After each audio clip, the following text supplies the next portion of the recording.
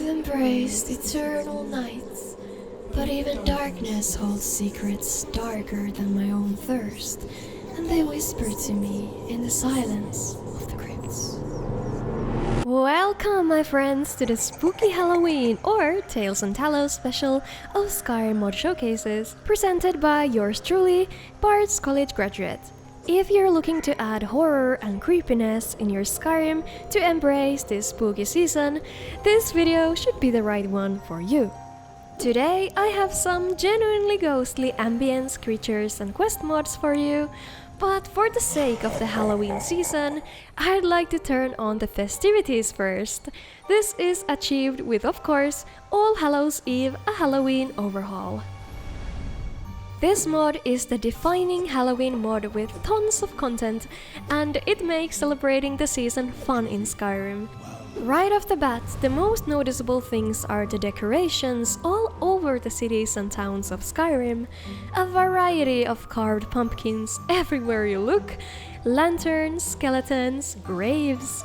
But now there are also little cats roaming around and preying on the chickens, of course, as well as small spiders and special bone guards in big cities. Even the water in cities is dyed blood red or acid green. Some of the interiors also have been decorated for Halloween, and that just seals the deal for me, as it makes the inn spooky and cozy as well. There are also Halloween vendors in Whiterun, Solitude and Windhelm that sell costumes, spells and weapons, so you can embrace this celebration by dressing up as something fun or spooky. There is also a special vendor in Morthel Swamp with his own shop where you can buy some of the special items. I got this witch hat, which I absolutely adore, and a cool Medusa looking armor, but it's full of other things as well, like this mysterious Halloween key that might open a special loot chest. The mod also comes with a small quest that makes you explore the decorated cities a bit more and lets you hear a poem written by Edgar Allan Poe. As a reward for finishing it, you can recruit a spooky pumpkinhead follower to help you out fighting against the monsters that lurk around Skyrim this season. There are a lot of things that I didn't even mention in this showcase, so if you enjoy these wide Halloween celebrations in Skyrim, get this mod and find all the spooky surprises that it features. And if you enjoy a creepy atmosphere, regardless if you like the Halloween mod or not, I have some perfect mods for Skyrim to make it all around spookier. Beginning with, of course, the classic, amazing Dark Forests of Skyrim, which is a staple spooky Skyrim mod. It overhauls the trees in the province, adding a lot of them, turning some of them dead and withered. Some areas have large mushrooms covering the landscape, some have beautiful aspen trees. This mod makes the landscape more fantastical, but also darker in some regions, absolutely perfect for making Skyrim have quite a lot more of an eerie atmosphere. Then we absolutely must add Flying Crows SSE. Crows and ravens appear a lot in different folklore, some as an omen of something bad happening, and some as divine messengers. Whichever these added crows represent in Skyrim, it doesn't matter, since they're perfect for adding onto that creepy ambience and atmosphere. These flying crows are added in 30 different locations in Skyrim and appear at different times of the day to make them feel more realistic. Next, let's add a Scarecrow-y Halloween, a mod that places many spooky, scary scarecrows around Skyrim. There are different types of scarecrows added at the farms of the province, some more scarier than others, especially in the dark. Maybe they'll keep the crows away too. This mod just makes me think of that Goosebumps book with the scarecrows, and I loved those books as a kid. Next, I know this is not an environmental mod, but a magic one instead. Immersive Candlelight spell replaces the default Candlelight effect, that is this glowing orb thing, into a floating candle that fits perfectly into the Halloween theme. This season of the year is all about burning candles, and this aesthetic suits more than well for the magic casters that want to embrace it. Before we look at some spooky creatures of the night, we have Vampire Clothing Expansion. It's the only time of the year when I personally want to give attention to these bloodsuckers. And no, I'm not bitter because Astarion rejected me. No. And this mod is perfect for that. The mod is very simple as it adds 8 new lore-friendly clothing for the vampires in the game. They are actually crafted from existing vanilla assets, so it's a nice match between looking super good but also fitting for a Vanilla Plus game. Now it's finally the time to add some creepy monsters in Skyrim. That's obviously an important part of making Skyrim more scary and dangerous to explore, especially in the night. The first mod we're looking at is the Falkreath Hauntings. This mod adds dynamic encounters to the southern Falkreath Wilderness, featuring 2 boss battles, restless spirits in the cemetery with a quest, and several unique rewards. Lake Ilinalta is known for its beauty, but there is also something dangerous lurking among the peaceful nature. There is not one studied conclusion of what this being is, but if you follow the wisps that appear along the lake after sunset, be prepared to meet the Lady of the Lake, Lady Ilinalta. Everybody knows that in the forests of Falkreath there are Spriggans, but this one is different. If you catch a glimpse of Spectre of the Woods in the daytime, she'll leave you be, but in the dead of the night she will not spare you from her grasp, as she will attack you on sight. The Falkreath Cemetery is the final resting place of heroes of old, and it's the largest graveyard in the whole of the province. Now there has been appearing these ghosts or phantoms of Falkreath Cemetery, and they haunt the area every night. You can embark on a small quest to find a way to free them, but this task isn't for the faint-hearted either. Okay, and if all that wasn't enough yet, we can add some more fuel to the fire with SNS, Scary Night Spawner.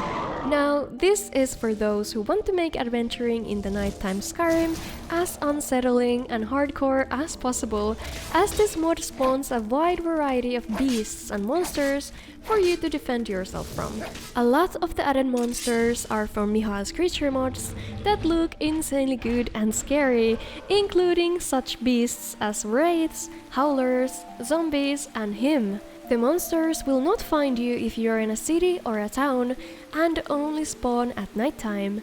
This mod makes the environment of Skyrim feel hostile, and fits perfectly to a mod list that aims to make the game scarier and harder too. Finally, our game's ambience and the creatures looming in the darkness are creepy enough for my tastes, and the Halloween atmosphere is slowly getting better and better. The final thing we need to do is to get some theme-appropriate quests for us to complete for that finishing touch, perfect for a creepy playthrough. So in the vanilla game, there actually are plenty of already creepy quests around. The Daedric quests among many are very unsettling, and today, 2 of them are getting expanded with JaySerpa's great quest expansions. House of Horrors and the Whispering Door quest expansions let you experience longer and more defined versions of these 2 Daedric quests, which are maybe just a bit too simple and one-dimensional in the vanilla game. The Daedric Prince Molag Bal's quest in Markarth features a haunted house. The objective of the quest is to actually help this Lord of Corruption by bringing him a priest of Boethia to capture his soul in exchange of a powerful weapon. By design, completing this quest makes you kind of the bad guy, and that's where this mod comes into play. With the quest expansion, you're finally able to finish the House of Horrors quest without compromising your character's integrity by choosing to side with the Vigilant of Stendar. Now there is an optional alternative way to finish the quest, new scenes and dialogues, and even a new follower as the reward for completing it. The other quest, the Whispering Door, takes place in Whiterun, specifically in the Dragon's Reach. So, the disgusting pig sent you to bother me. You might have heard rumors of the Jarl's youngest son, Nelkir, who has changed into a dark and brooding child, and there's something definitely going on with him. When you investigate further, you'll learn about the Whispering Lady and find the Ebony Blade. With the quest expansion, this super small quest is changed to be much longer, with both the Jarl and Nelkir having more screen time, and the quest is overall more dark and sinister. Again, there is the added possibility for you to act as the good guy in this quest, or take the vanilla route of helping this Daedric prince. He'll never find me here. To add even more mystery to the game, there is an additional quest mode called It Beats For Her that adds a short quest to Falkreath. This mod is quite old, but I played it for the first time now, and I think it still plays well as it is quite simple, although very charming. This quest revolves around finding a bunch of clues about the monster, and the atmosphere of it gets eerie and tense. The quest doesn't hold your hand, so no quest markers or anything, but if you take time to read all the notes you find, the mystery is easily solved. And finally, the ultimate terrifying Skyrim quest mod that I finally got to experience is Clockwork.